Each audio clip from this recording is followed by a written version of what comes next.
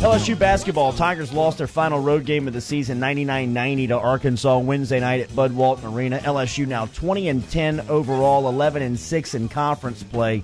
Find themselves in a three-way tie for second place with Auburn, Florida, entering play on Saturday. Tigers did secure that double bye in the SEC tournament with Riv's Mississippi State team falling last night to South Carolina. I was just on Eagle, and I led my story with, with a loss last night, Tigers going to have to win on Saturday to guarantee that double bye, and then I got to the third bullet point that Rivers had written. Shout out to the Tigers. A night filled with disappointment, but at least they got what they were looking for. Close up the regular season on Saturday, 1 o'clock versus Georgia. It'll be senior day. Skylar Mays will be honored before tip-off, 12:45, alongside Marlon Taylor. Here's Will Wade last night, speaking about the free throw differential last night between LSU and Arkansas. Arkansas was 36 of 54 from the line. LSU was whistled for 35 fouls. Tigers were 17 of 23 from the charity stripe. There was a 31 free throw differential. I'm not going to talk about that. Yeah. Okay, just wonder if you had any thoughts on that. I'm not going to talk about that. My wife would be upset. You might get fined? Yeah, I might get fined. So my wife would be upset with that. So I'm not gonna talk about that. LSU wide receivers coach Mickey Joseph has been named assistant head coach, while cornerbacks coach Corey Raymond has been tabbed the new Tigers recruiting coordinator.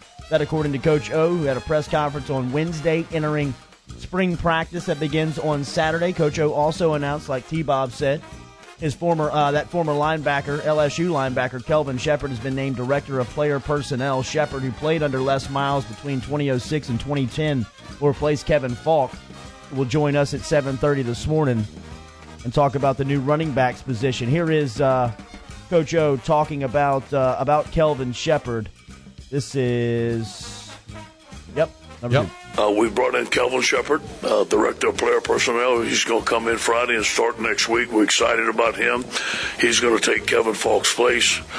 You know, with the hiring of Kevin Falk, that makes three full-time assistants on our staff that play football and graduated from LSU. We're very proud of that.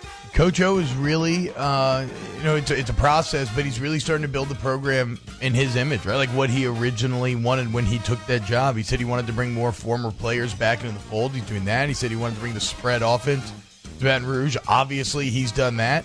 And now with this defensive change, Dave Aranda was incredible, okay? And so I'm very intrigued to see if they can have the success that they had under Aranda. But there is no doubt that this defense is very much more of the scheme, the system, the style of defense that Coach Orgeron learned under and would like to see on the field. Remember, both him and Bo Pelini from that Pete Carroll tree. LSU has had massive success in the graduate transfer portal and through the transfer portal and through the graduate transfer market. Here is Orgeron talking about shopping that going into spring drills. We're going to be more of an attacking downhill, blitzing the linebackers. You'll see more of that than you did before. It's going to be too high, so they're going to be involved in coverage. I mean, those guys are going to have to carry the tight end and take somebody to the flat, so they're going to be more multiple.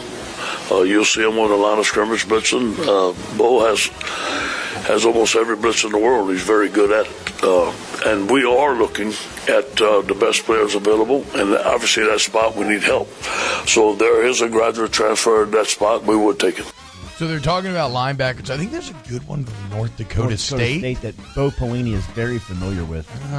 Playing against him the last 3 years. But how about some of the other names that are going to be playing linebacker this year? We thought Marcel Brooks might, right? So he got confirmed. He's moved linebacker, but Devontae Lee? Yeah. And it says that it was Lee who wanted to make the move. Anytime you would talk to Orgeron about Devontae Lee, he would always bring up the A-Meet state championship game a couple of years ago, and O will always tell you that field that featured Ismail Sopsher, defensive lineman for A-Meet, and players everywhere, that Devontae Lee was the best defensive player on the field. Yeah. And it made a lot of sense for him to make the transition. The path to the field is about 1,000,000 times easier right now at linebacker than it is wide receiver. Speaking of spring drills in LSU, last year we were talking about starting quarterback Joe Burrow. This year Burrow is being tabbed the number 1 pick in the NFL draft coming up in late April. He sat down with the NFL Network and was asked about comparisons to the greatest, maybe of all time, Tom Brady. You mentioned Brady.